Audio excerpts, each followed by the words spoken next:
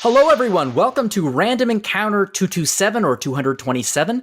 My name is Jono Logan, and I am here to talk about some video games. And presumably, if you're listening to this, you're here to listen to some video games, or you have found the wrong random encounter. So yeah, we're talking video games. We have one huge release that's been happening. We have one massive surprise that came out a few weeks ago, and we have I don't know if it's a remaster, a remake, or as it's called, a director's cut, but we're going to be talking about these games. But first, why don't we talk to some of the people we have on the podcast? So first up, we have Abe Kobylanski. Hey, Abe, how you doing? I am pretty good. How are you doing, Jono? It's been raining the last few days, which, means that maybe summer is finally over. Yeah, it sure seems like it's getting cold down here too. It's when you walk outside now, you're like, oh man, it feels kind of like the weather that's around Halloween, and you're like, that's right, it is Halloween. Is anyone going out for Actually, I'll introduce Niki and then I'll ask you that. And also we have Niki Fakhoori back with us again. Hey, Niki, how are you doing? Hi, I'm doing all right. That is wonderful news.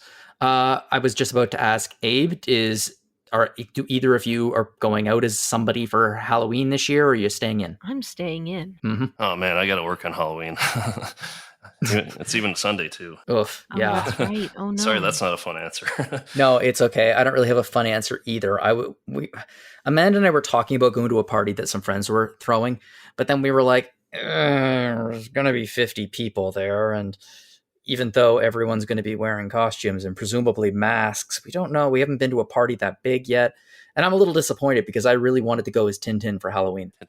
Yeah, it's a costume that I have in my closet, and it's not a costume. It's just things I wear. Those are the best kinds of costumes. Those are the best kind of costumes when you're like, wow, I dress up like a cartoon character from mid-Europe in the mid-20th century. Awesome. I always have to think whenever someone talks about Tintin, whether it's the little gentlemanly guy or the dog, Rin Tintin. Oh yes, Rin Tintin. Actually, I'm going to take this opportunity to explain something that happened on Rhythm Encounter last week, where the opening blooper was me talking about Milou. Okay, Tintin and Snowy, that's what they're called in English. Tintin and Milou is what they're called in French. So if you were listening to the beginning of Rhythm Encounter's piano episode and you were like, what is Jono talking about? That's what I was talking about. Great cartoon shows and great comics. Love them. And it turns out that I kind of look like Tintin if I do up my hair right. So yay. Okay, well, Halloween is, by the time this episode goes up, Halloween is going to be the previous night. So let's get talking about some other folks who are wearing costumes, some colorful costumes. And we're going to be going into not the Marvel MCU, but the Marvel video game universe. You actually said something at the very bottom of your review there about that, which was the Square Enix cinematic universe. So we're going to be talking about Marvel's Guardians of the Galaxy, and this game just came out a few days ago, and Abe reviewed it. You gave it 87, and generally speaking, I mean, expectations for this game were not very high, possibly because of the letdown of Marvel's Avengers last year, but reviews have been pretty positive across the board for Marvel's Guardians of the Galaxy. Seems like a lot of people were pretty surprised by it. How did you feel about it? Were you feeling surprised by it when you played it? I kind of went into it without many expectations.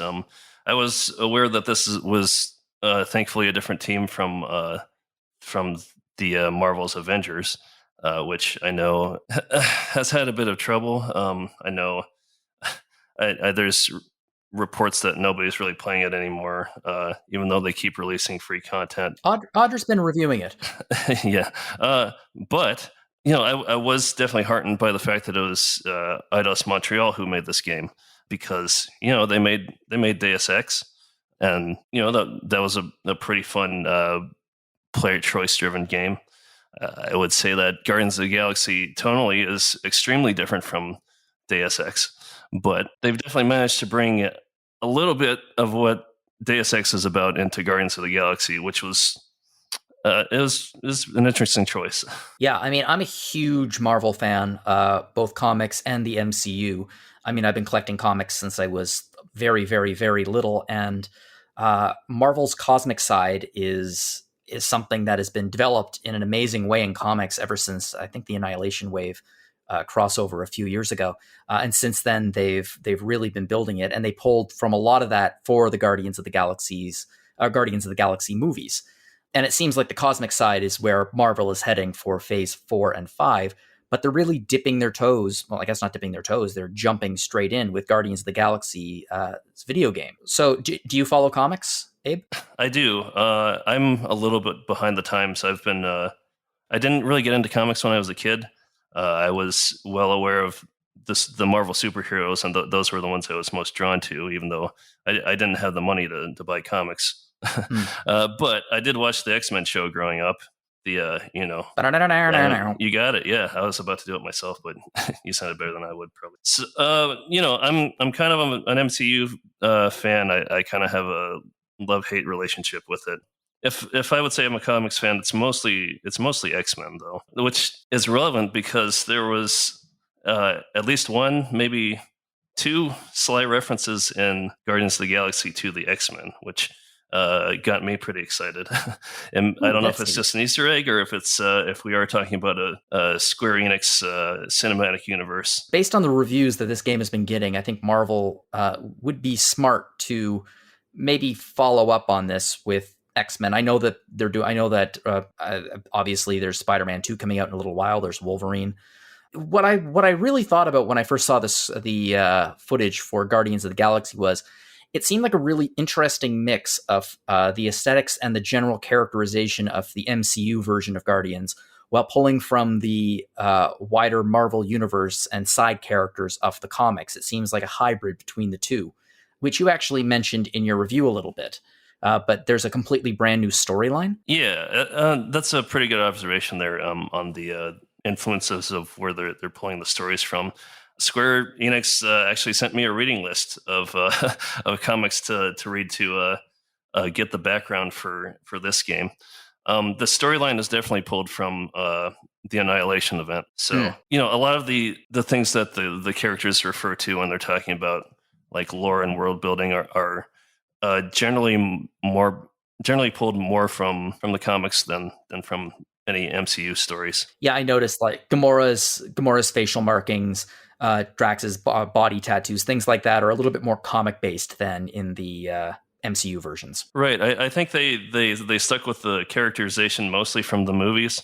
I do think I was impressed by the actors. I think they were able to put their own spin on the characters, even though it's pretty mostly based on the movies. And I mean, the nice thing is when I saw the characters, I didn't immediately think they looked like discount versions of the actors from the MCU, which is kind of how I felt when I saw the Avengers originally for some reason. Like when I saw the Avengers footage, true. I was like, this looks like they're trying real hard just to walk up to that line of not having to pay the actors likeness rights. But in this game, I don't know, maybe it's because they don't need to pay likeness rights with Groot and Rocket, but it didn't strike me as quite as, it's not Uncanny Valley, but Uncanny Valley about actors' likenesses as Avengers was. Like, so Drax is pretty heavily based on the comic version of Drax. And for Gamora and Star-Lord, they're pretty unique designs, actually. For one thing, the movies are noted for taking like the sort of 70s aesthetic, kind of the offbeat humor, and the music. It was all kind of oddities from the 70s, and they definitely went with an 80s theme with this one. You got Star-Lord's jacket with his leather jacket with the studs, and it's got Star-Lord written across the back and neon letters, and the 80s rock band stylings. Speaking of which, in this game, Peter Quill based his Star-Lord name off of his favorite Earth band, which is a fictional band called Star-Lord. Very Metallica-esque. Yes, Metallica-esque, where you mentioned you heard the music and you were like, wait a second. Yeah. Who is this? Yeah. No Metallica on the track listing, unfortunately. Well, I actually wanted to mention the soundtrack because although there are some interesting things going on here with combat and AI and character choices and things and storyline and things like that, it's the soundtrack that really grabbed me because maybe I'm completely wrong, but outside of like Guitar Hero and other music games, I can't think of anything that has a soundtrack like this. Yeah, I was thinking of that myself, and I was like, this is this is actually really similar to that the Grand Theft Auto Vice City soundtrack. That one that was supposed to be based in the 80s. That's the closest thing I could think of to compare. It is a lot of the same songs, actually. Well, there's only so many songs from the 80s that people recognize, I guess. Right. But this soundtrack has pretty much like just about everything you could want from like an 80s soundtrack list. It is missing Toto by Africa. That's maybe the biggest one I could think of that wasn't on the list. But I mean, you got your Tears for Fears, and you got Wham and Wang Chung, even some Iron Maiden and Twisted Sister in there. So it's not all pop hits. So yeah, they pulled a pretty good variety of stuff too from the 80s. How do they incorporate the soundtrack into the gameplay? They often incorporate it into specific scenes, and they do a pretty good job of that. I mean, you can't, the game is pretty offbeat. It's very humorous, and just pairing an 80s pop song with pretty much any scene is going to give it a lot of energy. But in combat, there's this. I talked in my review about the huddle up sort of overdrive like ability. Once you build up enough attacks, you then go into a little huddle where it's like a football coach giving a big pep talk. In the fourth quarter, we got to go out there and win, and then. Then he hits his tape player and he starts blasting some 80s song. And then you run around and fight with whatever. Wake Me Up Before You Go blasting in the background. Okay, first off, that's hysterically funny. Yeah. Second off, I think that would be a pretty cool gameplay mechanic. Also, I like how that kind of factors into, again, I don't know Peter's characterization in this game, but Peter's characterization from the movies being like an occasionally competent screw up, where sometimes he'll be like, well, very inspiring, and sometimes he'll just be an idiot. And I like the fact that he can fail the huddle. That amuses me. I mean, that's a pretty good joke. Like the fact that you can fail the huddle and then only he gets the benefit, that's a very Peter Quill thing. Yeah. In general, I'd say this Peter Quill is even less competent than the movie version. Like a big... I guess it depends on who's playing him, really. One of his, his main character arcs involves, becoming a better leader, essentially. So he starts out as kind of he's never particularly bright, but at the beginning he seems particularly inexperienced. The Guardians in this version of the game, in particular, seem like they're kind of just getting started as a group. Trying to, the first job that they're trying to pull off in the game is trying to get them some notoriety. So this is a superhero team that's not quite established, that's not quite found its legs. They're not even that sure that they like each other yet. Okay, so it's not an origin story, but it's kind of close, at least in terms of the dynamics of the team. Yeah. It's, if this is like episode 2 or 3 out of a series or something. I mean, I was looking at the screenshots. I've been looking at footage. It looks great. It really does look like a fantastic game. It's obviously not photorealistic in many ways, but it's like Rocket, for example, just looks, well, he looks like a friggin' raccoon, like a real raccoon. I was thinking about this, and actually, like, Peter Quill is actually the only human character in the entire game. For one thing, that's kind of a weird thing, but it's pretty close to photorealistic. I know this game is still coming out for like the PS4 and the Xbox One, but there might have been games earlier in the year that have been next gen exclusives. I'm not sure. I don't think I played any of those, but this to me feels like the first real next gen PS5 game that I played, and especially in terms of the graphics. It's about time.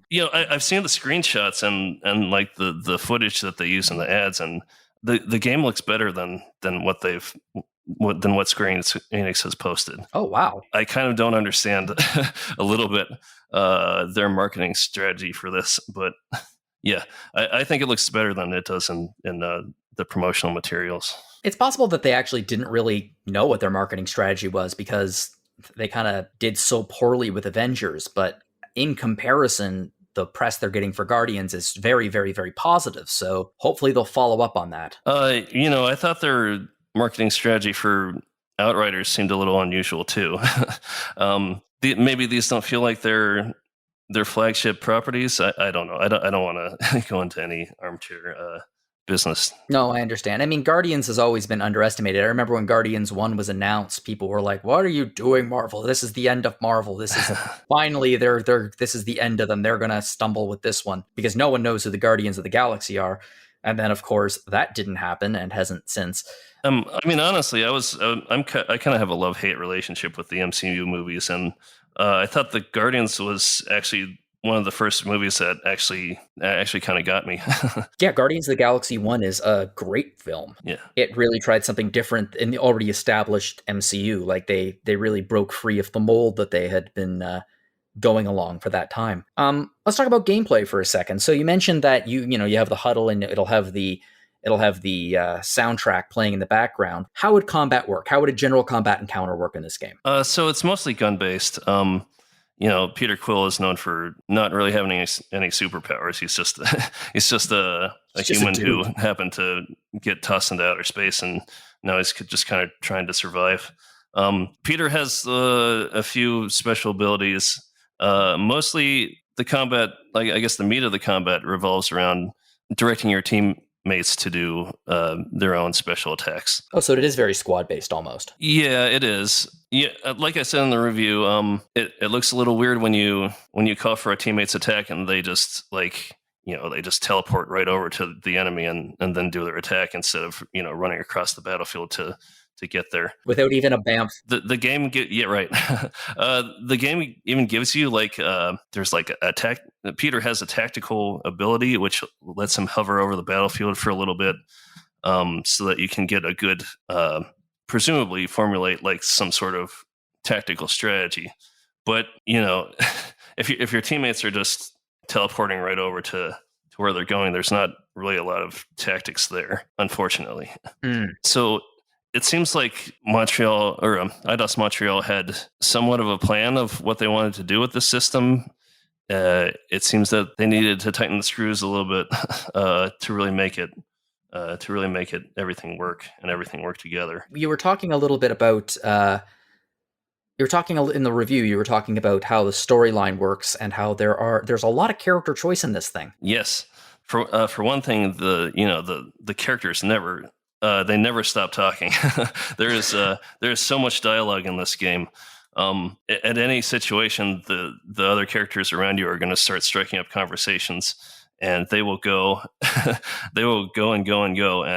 you'll be walking around, and you'll run into the next story event before they're finished talking. But along the way, because there's so much conversation, you often have the chance to weigh in on what they're talking about. You can take one teammate's side over the other. You can blame Rocket. That's a frequent option. And these things you do build up, and they affect how your teammates are going to perform in battle a little bit. There's also a lot of times where you have choices that you might not even realize that you're making a choice. So at one point you do get to go to Nowhere, which was featured in the first movie. I can't remember if it was featured in the second one. Dead Celestial Head. Yes. It's a very Vegas-like atmosphere, and you do have at this one spot. It's very similar to Final Fantasy VII Remake's version of Wall Market. You have a lot of freedom to walk around. There's a lot of things you can interact with. If you go in one direction, you're gonna get one scene. If you go in a different direction, you'll get a different one. You can't see everything on your first time through that location, and I know this because I went back and tried it again, and I tried different things, and I wasn't able to get the scenes that I got the first time I went through it. So it's interesting how much you can affect the story of the game just by playing, just by going left instead of right. I like how that's built in. That's a neat option there, because usually it's very much a a binary choice. Do you want to do this or do you want to do that? Whereas it sounds like with this, you can actually, well, literally go left or right, depending on how you feel at the moment. Yeah. Yay, choices in video games. Yay. And I think it's easy to, I talked in my review that this is like, this is one of the best space opera games I've played since Mass Effect. And this game definitely like pulls a lot from Mass Effect. But I think the way conversations take place, I think feels a little bit more natural. Mass Effect came out in the Xbox 360 era, so it had the limitations of its time, etc. And in those games, you would get to a conversation, and the whole game pauses. Well, you pick from your conversation wheel, which was awesome for the time, and it's still pretty cool a feature. But it's pretty neat to just have these conversations that actually affect the story and the gameplay just while you're walking around.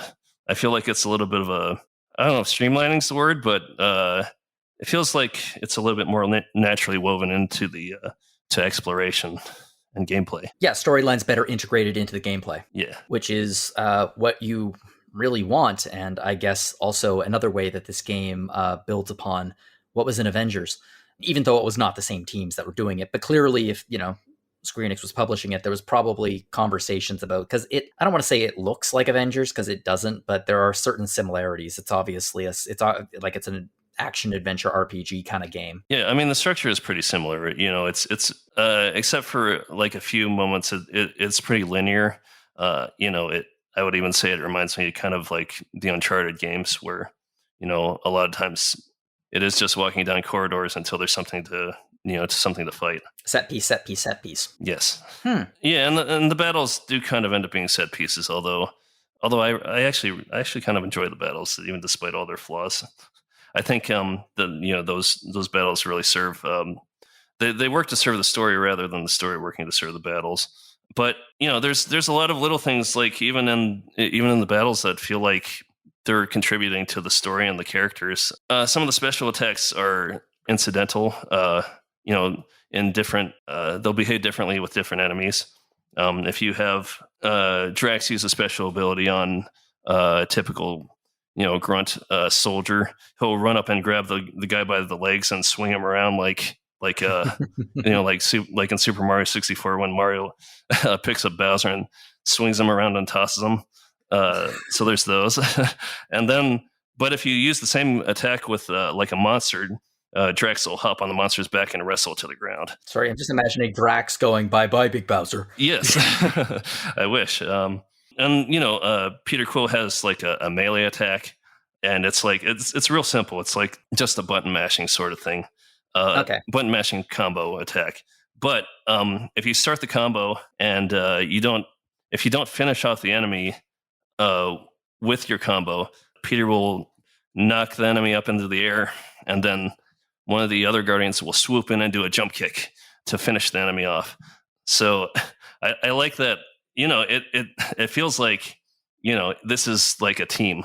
This is what you'd expect, like the sort of cinematic, stylish combat and fighting that you'd expect from like a movie. Which is what I suspect they were going for. Yeah. Because obviously the MCU it's still going strong. It's not looking like it's going to stop anytime soon, and it's earning big bucks. So I think that's what they were trying to go for with Avengers again, trying to get that big budget action movie kind of thing. But it sounds like the much more irreverent tone of the Guardians of the Galaxy was a better match for, an action RPG game. I mean, like I said, I have kind of a love-hate relationship with the MCU, and I would argue that the Avengers is kind of similar to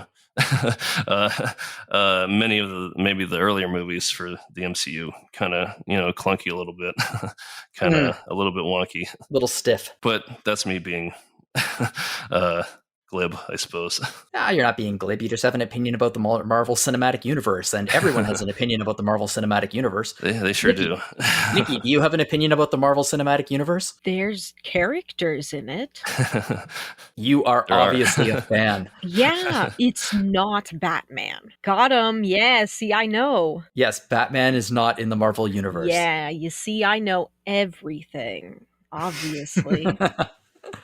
Well, Abe, I got to say that it sounds like they really managed to, if not necessarily knock it out of the park, at the very least, create a pretty darn good comic book game. Hopefully, they can continue to build on that with future titles. Yeah, I would say, I mean, this is a Guardians of the Galaxy game, basically. Yep, it says it right on the box. Yeah, yeah. I mean, I think it takes the Guardians movies and captures them and puts them in a video game. Which is what everyone wanted, essentially, from this game. And Right. it sounds like it's really nice that they got it. And I think, I think there is a decent like combat system in here somewhere, but there's a lot of screws that needed to be tightened and, maybe some different decisions that need to be made. But, I still had fun with it. So, and I was, combat was something I looked forward to. It wasn't something I was dreading. So, even with some of the I guess the warts of this game, it's still pretty good. Yeah, so it looks good, plays pretty good characters, some great character development, and some very good voice acting, and an amazing soundtrack. Oh yeah. Hard to beat that. Never gonna give you up. Well, this is obviously a bit of a throwback to the 1980s, but the other game we're going to be talking about on today's episode is a throwback to the 1990s. And just before before I start talking to Niki about it, let me give you a little bit of a history lesson. So Actraiser was a title for the Super Nintendo system. It was not a launch title, but it was darn close. It was released only a few months after its release in the West. So if you were someone who bought a Super Nintendo system, and in those early days you were like a little bit desperate for some games, this was something that many, many, many people played. And because of that, it kind of became a cult classic. Not just because it was one of the only games to play, but also because it had a very unique gameplay loop, which was a mixture of side-scrolling action, kind of like Super Castlevania 4, and City Builder, a little bit like SimCity, two games that were also on the SNES. It was unfortunately never really developed properly into a franchise. There was a sequel, Actraiser 2, but the sequel completely cut all of the city building side from the gameplay and just focused entirely on the side-scrolling. And that's, it kind of just became a generic Super Nintendo side-scroller, and God knows there were an awful lot of those. Its release was in 1993, and since then there was just dead silence about it. There were a few attempts from some indie studios and things to do a spiritual successor for Actraiser, but nothing really came through. Nothing really matched the original. And then, completely out of nowhere, in September, we had a Nintendo Direct, and Actraiser Renaissance was both announced and released on the same day. And everyone kind of lost their minds. I think Mike just freaked out at his chair. And we had a lot of questions about it. Like, wait, is this a remake? Is it a sequel? Is it a remaster? What is it? So we have Niki here, and she just has a review out for Actraiser Renaissance. So Niki, tell us, what is this? Is it a remake, remaster? What is Actraiser Renaissance? It's like full-blown remake, I think, because I never played the original. However, from the cool researching and learning that I did, this is definitely like a big ol' super remake thing, because it's got all the stuff of the original, it's got the same places, but they add stuff to it. They've added characters, they've added storylines, and they've added post-game stuff. So now instead of like 6 areas, there's a 7th area after you beat the final boss. And it's really good. It's really good across the board? Are certain sections really good? Or is it just the whole package just really works together? Wow, it's very good everywhere. That's awesome. Yeah. There's only a few little things that I was kind of, I guess, unhappy with, but they're so minor that it really doesn't do anything to hamper the experience overall. Like when you're developing your little towns and these little monsters show up and you have to shoot them with your arrows, sometimes the arrows, they like curve out of your control, so you think you're gonna hit them because you're right in front of them, but the arrow doesn't go straight. And it's like, this is kind of weird, but I also don't care because it's so small. Like you're gonna kill the monster and then, save the town and, you're gonna lightning all your little people anyway. It doesn't matter. Like, it's fine. No worries. Well, let's talk about how the game works. So, how do they merge for those who haven't played Actraiser, how do they merge the side-scrolling and city-building aspects of the game? So in order to unlock an area, you first do a side-scrolling level. And when you've completed that, you go into the town area and then you begin developing the town. And as you develop the town, those places where those pesky monsters come out of will weaken, and eventually you can go into them in a mini side scrolling level to take out the monster spawners inside and close that hole for good. And then you return to the town development and you keep going through the quests, which are now very heavily story associated. And once you get to the final quest, it is another big side scrolling stage. Okay, so they have added a lot of story and context into the game. Yes, a lot. Have you played a lot of city builders? Not like this, no. Okay, so how would you compare it to, like, I don't know, I'm just going to say SimCity, for example. Wow, that's a game. It's a big game. Yes. Imagine knowing video games. Wouldn't that be an interesting concept? Yes, it would. It would be very, very helpful in my job. Yeah. You see, that's the thing, right? I saw this on the direct, and I'm a simple gal. I see cool long-haired anime guy. I want the game. And there was a cool long-haired anime guy. So I wanted the game. I didn't know about the original Actraiser or any of that. But it was still such a great experience despite not having that background information. Well, this is one of the reasons why I was excited about you reviewing the game. It was because nostalgia is a hell of a drug. And I feel like people who played the original, either when it was released or later on, because it is, it's a very good game. It's a classic. And obviously there would be comparisons with that, whereas you'd be able to come into this without any preconceived notions about what this is supposed to be and say, does it work or doesn't it? And it sounds like you think it works very well. What's the city building like? Like, how does it work? It's mostly letting the little humans do what they want, and you, as in the side scrolling, you're the deity, but in the city building, you're his right hand angel. So you kind of give them nudges in the right direction, or rather the direction you want them to go. So you can kind of direct their movement and they will build paths. And as they build paths, they develop structures like farms and workshops. And as they build more farms, they build more houses and the population grows. As they build more workshops, you get materials to build forts. And because this is something that I found out they added in the remake, is that in the city building, now there are real-time strategy sections where monsters will come and attack the city. And so you have to, in the same manner as the town building, you have to go around and attack the monsters and place forts to drive the monsters away. But because they added the story elements, the characters for each city or town, however you want to call it, will also fight. So now you have a third element to the game, which is this real-time strategy section where you're defending the settlement from oncoming monsters. That's wild. I mean, most games struggle to even do a halfway competent side scroller or city builder or RTS. Yeah, but everything felt very cohesive, and very satisfying.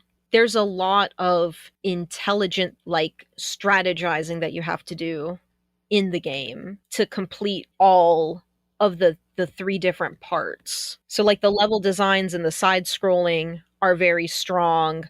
The way that the monster hordes attack during the real-time strategy portions allow room for strategic thinking and all that good stuff. really cool. What was your favorite aspect of the game? Like if you had to be stuck playing the side scroller or the city builder or the RTS, which would you prefer? Oh no, I don't want to answer that because I think what makes it so good is that it is all three of those things. How well integrated they are into the game. Yeah, I mean, like, I guess no, that's the problem. Like, I want to say, oh, the side scrolling because the deities like move set is so like interesting, and it's like it helps you maneuver around so well. I think this game, I really hope this game gets a dedicated like speedrunning community because I think there's so many ways people can approach all aspects of the game because of how the characters like move sets are incorporated into it and work alongside like the level design. But then I think, oh, but it's so nice that after you do this like super cool action segment, you have some time to kind of cool down, relax, watch your little humans on their little farms, dancing around the little tower, and your little angel boy is like flying around shooting arrows at nothing and whatever. There are penguins in the snowy level. Like, hello, that's really good. They're penguins, you know? I feel like every time I think about something really good in one section, it reminds me of how good the other section is. That makes sense. Yeah, because one of the things when Actraiser was originally released was, yeah, there was the genre bending aspect of it, but it was a genre bending aspect on the Super Nintendo, which was, you know, the original Nintendo was still riding high, and they were only just figuring out what the genres were at that time. Things were still very much in flux. And here comes a game that doesn't just give you a side scroller as you'd expect from Castlevania, or it gives you much more than that, which I think is one of the reasons why the game became such a legendary game and developed a cult following. And I'm personally thrilled to see that now that games are very much, you know, we know what genres are, and not just everything is genre blending now, because everything has RPG aspects in it. I'm delighted to see them take this and move it forward with other aspects and still make it into a really fun, good game. Yeah, I really had no idea what to expect because all I saw was what was on the direct, and I was like, okay, that's going to be a video game, you know. Were you curious why all of us were freaking the hell out on the in Yeah, the I chat? was like, whoa, this people think this is going to be good. Well, I trust you guys. I trust you all, and I trust the power of long-haired anime boys. So both of these were right. I mean, I know very well how much you put your trust in long-haired anime boys. Oh yeah. Oh, and there's like a long-haired cowboy, so that's really good too. I love all the characters in this game. They're very good. Good. I'm very glad about that. I'm really glad that the game worked. It did look like the game got quite the glow up from the original. Were there long-haired anime boys in the original one? From the pictures I've seen, like the original guy is just like wearing like this armor, and like you can't see his hair or anything. And then oh my gosh, the angel is literally just like this little cherub, right? He's like this little dude in his underwear, like how those angels are always shown. But the angel boy in like the remake is really cute. He's got like his cute little hair, and he's very expressive. He talks a lot to all the characters. It's very fun to see how the angel, who is obviously very dedicated to the deity, reacts to each of the champions of each level, because they all have their own kind of like approach to this like the game's idea of religion, because it's like, okay, you're the god, you were asleep for however long, but now evil is back, and now the god has awakened to save the people from evil and populate the world with humans again. And you know, so the humans are like, oh, please, you know, help us learn how to make rice and give us apples or whatever.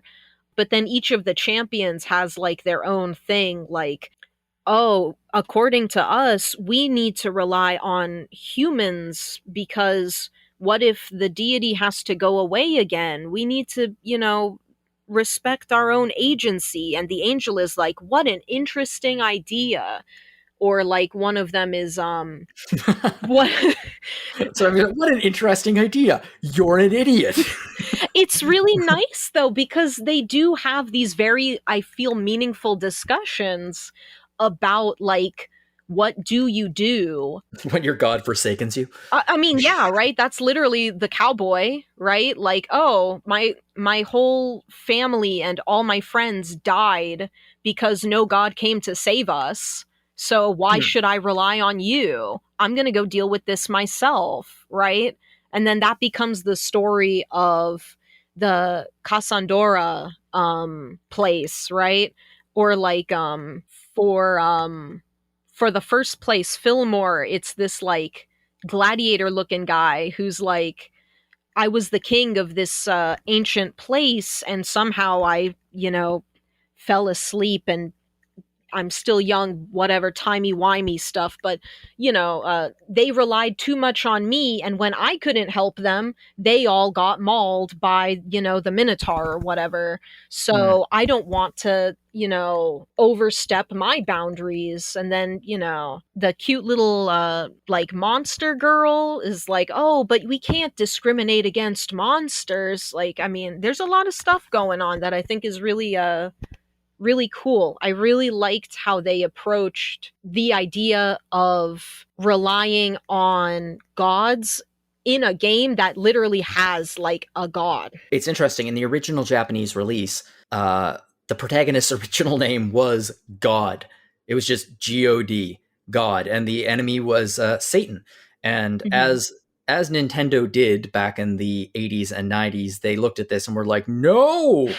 And immediately renamed the main character, the protagonist, as the Master. So you aren't God, you're just the Master. They make it pretty clear, at least in this English version. I'm not sure how the Japanese of the remake is, but they make it really clear that this is about gods. Like, the deity is a god, but the angel refers to them as my master. That's a nice little reference to the original. Yeah. Yeah, I like that. Abe, did you ever play this game when, I don't know, like when you were younger? I mean, I did not. Like you said, that was very early SNES days, and I don't even remember when I got a Super Nintendo. But it wasn't right away, and I definitely missed out on Actraiser, unfortunately. I saw, I'd see it on the shelf at the, video game rental store, and it would be the, kind of the last one on the shelf there. And, when you're a kid, you pretty much go by the box art, which for Actraiser, I remember just being the Actraiser with some clouds behind it. Yeah, there's some lightning. Ooh. Yeah. Didn't do much for me as a, 8 or 9-year-old. Yeah, I suppose that when you have a Super Nintendo and it's new and a new game shows up on the shelf, you would be like, heck yeah, grabbing this.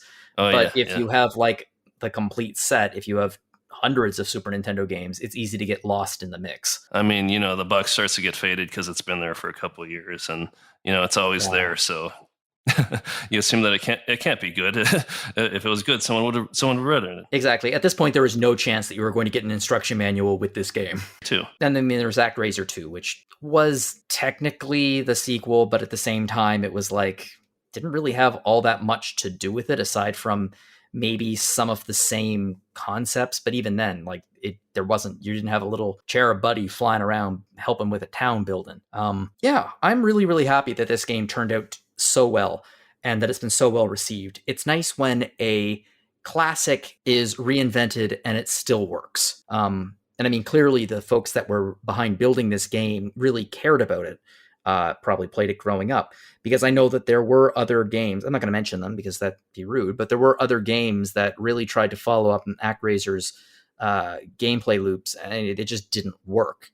Despite the enthusiasm and obvious love for the original, it just didn't work. But this one seems to work really, really well, and that's cool. It is something that, like, even without like the background knowledge of like, oh, this was a game before and this is a remake of it, like this kind of very like you said, a lot of games have some RPG elements in them, but I feel like some of those elements are kind of easy to sprinkle in to different games, Whereas like these are very distinct, separate gameplay styles that are working together, which is not at all easy to pull off. No, not even remotely. The fact they managed to pull it off in 1991 is incredible. Oh yeah, absolutely. I mean, and it's cool to see like, a really old, obscure game, one that I had expected was kind of lost to time. Not only get a re-release, but it looks like the development team actually put some effort into making it look good in 2021. Yeah, it's a good looking game. How's the music? Wow. Yuzo Koshiro. That's it. That's the statement. It's good.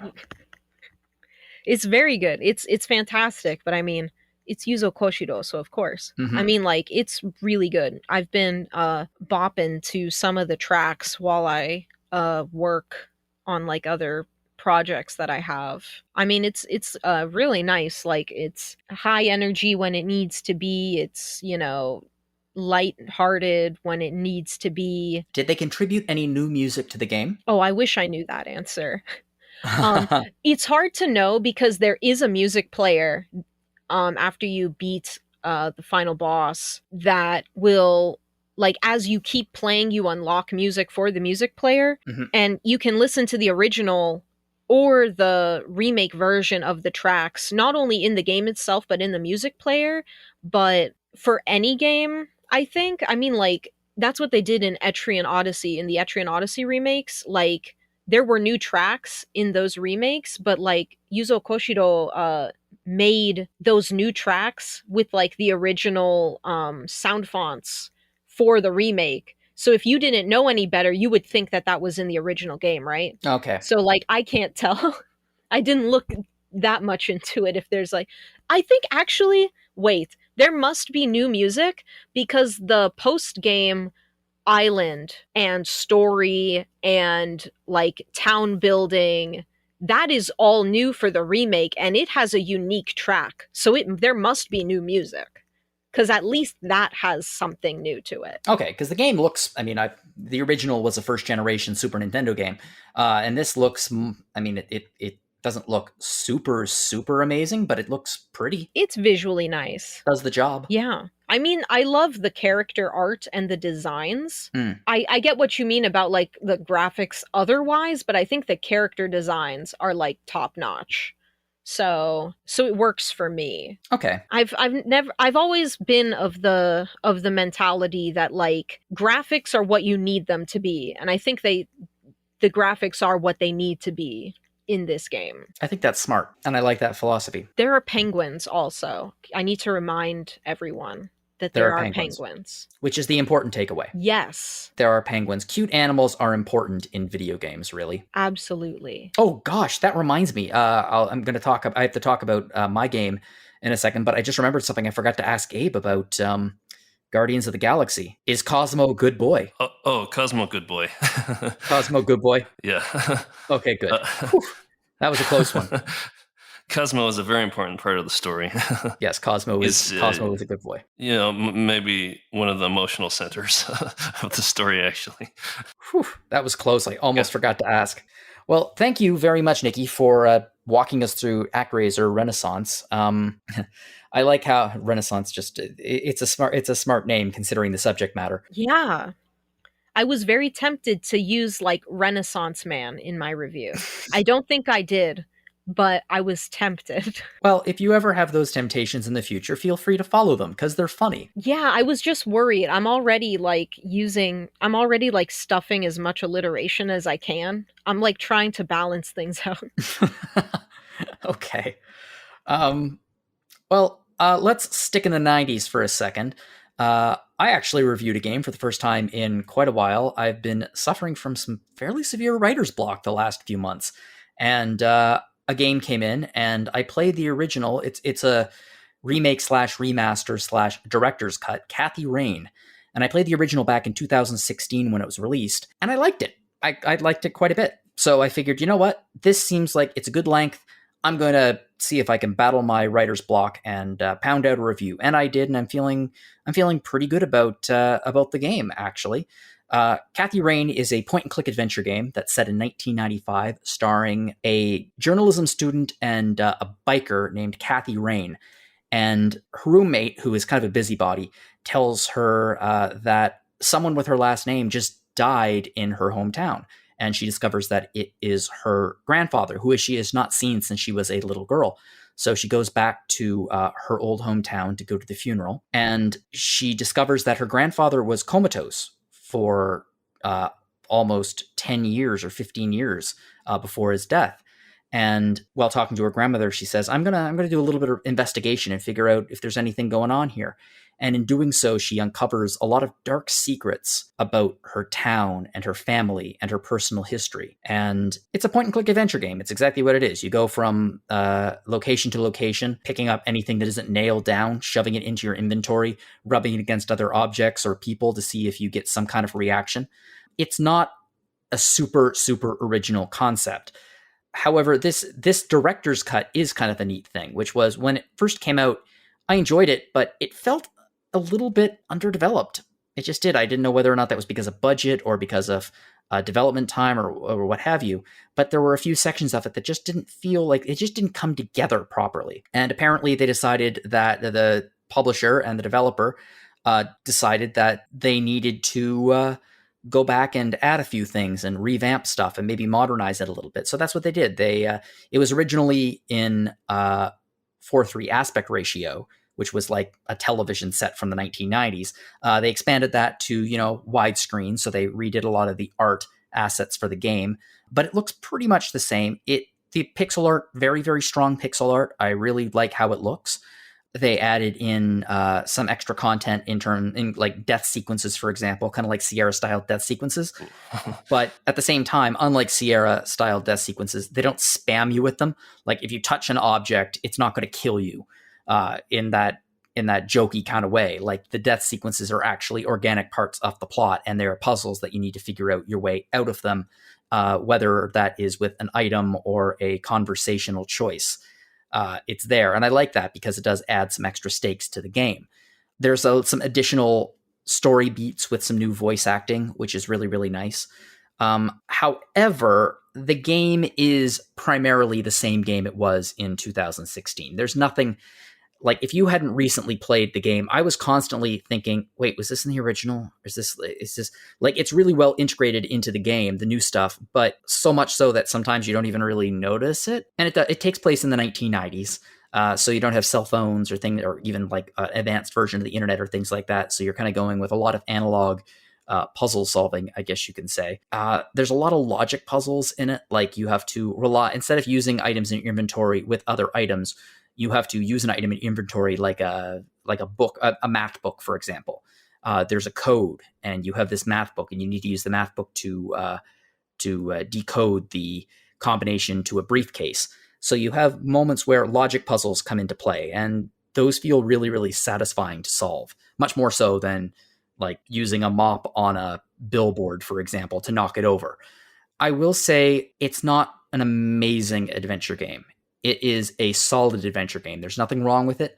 It's pretty short. It's not a super long game. You could probably plow through it in about 5 to 6 hours. I think I took about 5 hours playing it. But there are some really interesting characters, some interesting situations in it.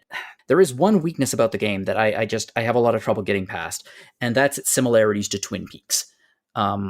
Have either of you watched Twin Peaks before? Either the original show or the remake? I've seen like 1 or 2 episodes. I've seen all of it. Oh yeah, you've seen it all of it. Okay. I feel like, Niki, you might like the original. The new one is, I would not recommend something. I would not recommend season 3 to anyone who has not watched the original. Let's put it that way. Don't start with that. Do not start with it. You will be baffled. And even if you watch it, you're still going to be baffled. I was still baffled. Twin Peaks season 3 is one of the most challenging, remarkable, frankly baffling television events I've ever seen. I still don't know what to make of it. Anyway, this game, there's a lot of Twin Peaks references, which I guess is because it's small town, mid-90s. And, homages are nice sometimes, like it's nostalgia. But the problem is the references continue to build and build and build until eventually it just feels really unoriginal. Like the last half of the game, it feels like you're in one of the weirder episodes of Twin Peaks, except David Lynch isn't directing and writing it. and neither's Mark Frost, so it doesn't feel as compelling. That being said, if you like Twin Peaks, if you like adventure games, if you like short bursts and games that, set out to do one thing and do it pretty well, yeah, I think you might really like Kathy Rain. Are either of you adventure game fans? Like classic point and click adventure games? I played a bit of them back in the day, or mostly when I was a kid, I watched my dad play them. I mean, you mentioned the death sequences, and I had horrifying flashbacks of King's Quest IV, where if you just stood in one spot, like something would eventually come out and kill you, especially at the very beginning. Yeah, Sierra style adventure games were never my. They're brutal. Yeah, they're brutal. They were never my thing. I was a LucasArts adventure game kind of guy. I liked that there were no deaths. I liked that there was no fail state. There was a solution. You could figure out that solution and make your way through. I liked that. Niki, are you a point and click adventure game fan? I don't think I've ever asked you that. I mean, that's like Phoenix Wright, right? A little bit like Phoenix Wright, yes. Phoenix Wright is a Japanese point and click adventure game. Yeah, I've never gotten the opportunity to play the old ones, but I like watching people play them. I like watching people play Nancy Drew. If there's a remake announced at some point in the future, I'm totally going to assign you it just out of sheer I need to make you play one. Woohoo. But I mean, it's a 5-hour adventure game. It's well done. There's some interesting characters. There's some really, really nice pixel art in it. I liked it. I gave it a 78, and that is not a bad score. So yeah, we kind of took a trip through time. We were in the 80s for a while, and then we were in the very early 90s, and then we were in the mid 90s. So let's move it up to today, where everything has RPG mechanics in it. And I wanted to bring up a discussion question with the two of you, and that is going to be: I'm curious, what is your favorite RPG mechanic in non-RPGs? So this could be a inventory system, it could be experience points, could be equipping weapons and armor. So a game that's not an RPG but does have an RPG mechanic in it. What is your favorite RPG mechanic in a non-RPG? And Abe, would you like to jump in? First, I was curious, did this come up because we all three of us had games that were not quite RPGs? A little bit, yeah. Good call. Good play there. I had to think a long time about that, actually, even though I didn't have a long time. I couldn't think of a lot of games I played that weren't RPGs that had RPG elements. I play a lot of RPGs, mostly RPGs. I'm an RPG fan. You might say. As are we all. I get it. I get it. So, what I came up with, what I thought of was Street Fighter Alpha 3. So I remember there was some kind of, it was like this extended story mode. It was much more than like just an arcade game. You traveled around the world and you got different special boost abilities. So you could pile on a bunch of things that would boost your special or your super combo attack, and you could boost it so much that you could charge up your if you were you could like charge up your fireball and knock out the enemy before a second even left the clock. So that's the one I thought of first. It might be the first time that Street Fighter Alpha 3 has ever been mentioned on this podcast. Maybe so. That was my favorite PS1 fighting game. And the other one I thought of was Soul Calibur, where you could switch out the swords and stuff. I think in the later games you could probably switch out armor too, or costumes that actually had like abilities and stuff. But I haven't played as much of that series. Niki, how about you? What is your favorite RPG mechanic in a non-RPG? Oh man, I didn't think of an actual game. It doesn't need to be a game. It could just be what's your favorite mechanic. Yeah, levels. And it seems like a very strange answer, but the reality is I'm not good at video games. So like levels are a very clear like sense of progression, and if you're like struggling in a certain area, if there is a level mechanic that can help your character like make up for the fact that you maybe are not good at dodging or attacking in the right area or whatever, that's really good for me because it helps me. I would take issue with your statement that you are not good at video games, because I know for an absolute fact that you cut your way through a vast swath of video games since you were hired on the site, and I know that you did it before you were on the site. So I would say that you are very good at video games. Oh, thank you. I appreciate that. I think that mine, I'm going to be going with kind of what Abe said at the end there, which was I really like equipping armor and swords or weapons in non-RPGs. I feel like that was a key step towards the foundation of Metroidvanias, because obviously Symphony of the Night, you could get weapons, you could equip, you could equip things. And yes, I know there was leveling in Symphony of the Night as well, but that mechanic really pushed forward the idea of character customization in non-RPGs. And yeah, I just like being able to customize my character in that way. You have a good character customization system in an RPG or in a non-RPG, and I am going to have a good time there. So yeah, that was those are our favorite RPG mechanics in non-RPGs, and I throw it out there to the audience. Do you have any favorite RPG mechanics in non-RPGs?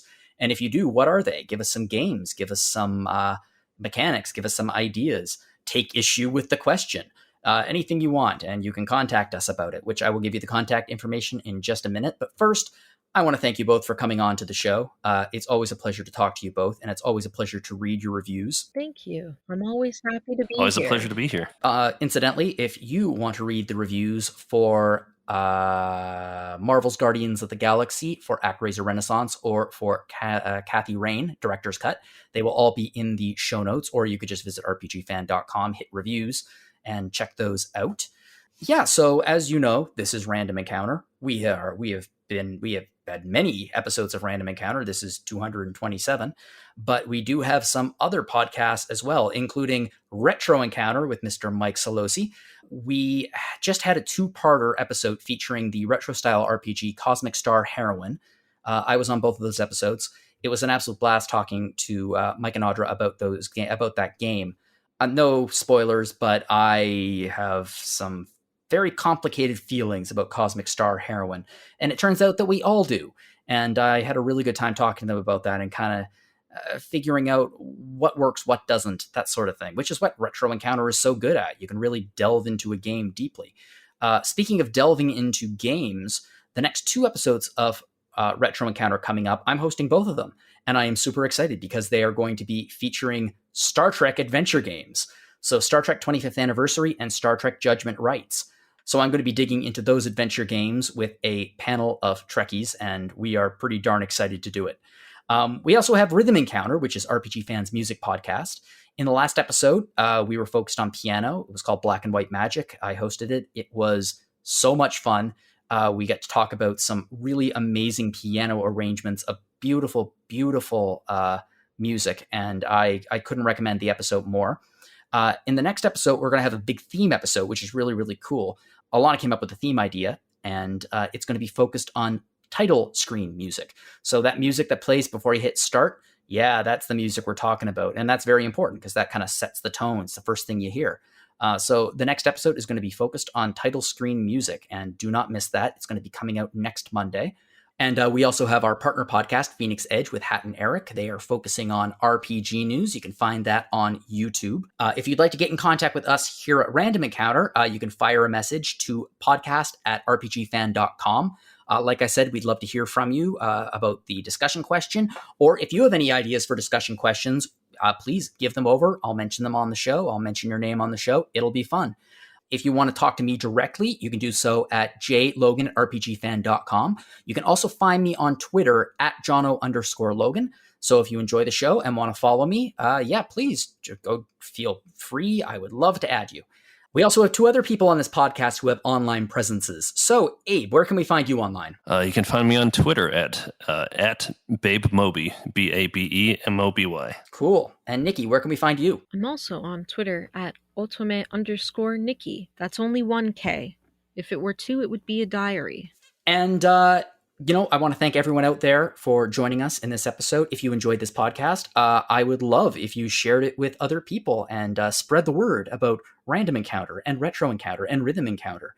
And join the RPG fam. The RPG fam. Ha. Anyway, so thank you for joining us, and whatever you're playing, have fun doing it. Thank you very much, and we'll see you in 2 weeks. Bye.